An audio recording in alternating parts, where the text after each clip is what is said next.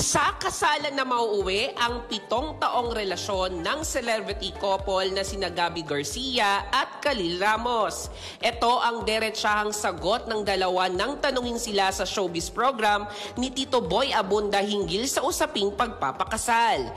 Inamin ni Khalil na pinag-uusapan na nila ni Gabby ang tungkol sa kasal ngayong matagal na ang kanilang relasyon kung saan parehas talaga ang kanilang end goal.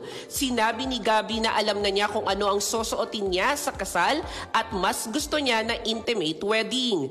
Parehas din kinumpirma ng dalawa na nakakaramdam sila ng pressure mula sa mga tao sa kanilang paligid at sa sinasabi ng social media. Samantala, inamin naman ng dalawa na iniidolo nilang couple ang mag-asawang Ann Curtis at Erwan Yusap. Nagsimulang mag-date sina Gabby at Khalil noong pang 2017. At yan ang entertainment news na nag-iisang Diyosa sa balat ng radyo. Ako si Diyosa yan, Tatak Aramen.